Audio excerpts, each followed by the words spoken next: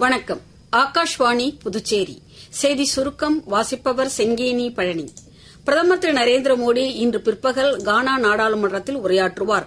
மேலும் அக்ராவில் உள்ள இந்திய சமூகத்தினருடன் கலந்துரையாடுகிறார். கானாவுக்கான தனது சுற்றுப்பயணத்தின் இரண்டாவது மற்றும் கடைசி நாளில் திரு மோடி அக்ராவில் உள்ள நக்ருமா நினைவு சின்னத்தையும் பார்வையிடுகிறார். முன்னதாக பிரதமர் திரு மோடியும் கானா அதிபர் திரு ஜான் மகாமாவும் பிரதிநிதிகள் நிலையிலான பேச்சுவார்த்தைகளை நடத்தினர்.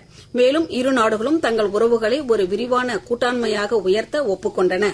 வர்த்தகம், முதலீடு, விவசாயம், டிஜிட்டல் தொழில்நுட்பம், திறன் மேம்பாடு, உள்கட்டமைப்பு மற்றும் மக்களிடையேயான உறவுகளில் ஒத்துழைப்பை விரிவுபடுத்துவது குறித்து அவர்கள் விவாதித்தனர்.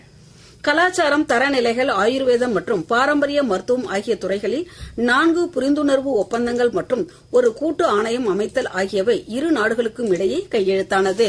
பத்திரிகை தகவல் பணியக கூடுதல் இயக்குநர் டாக்டர் மனிஷா வர்மா தலைமையிலான 10 பேர் கொண்ட தேசிய ஊடக குழு இன்று புதுச்சேரி வரவுள்ளது.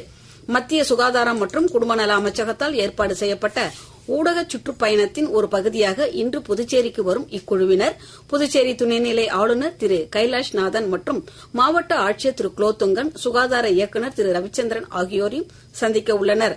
2 நாள் சுற்றுப்பயணத்தின் ஒரு பகுதியாக இக்குழு நாளை வில்லியனூரில் உள்ள ஆயுஷ்மான் ஆரோக்கிய மந்திரை பார்வையிட்டு காசநோய் சாம்பியன்கள், நிக்ஷய் மித்ராக்கள், ஆஷா பணியாளர்கள் மற்றும் மூத்த சிகிச்சை மேற்பார்வையாளர்களுடன் கலந்துரையாட உள்ளனர்.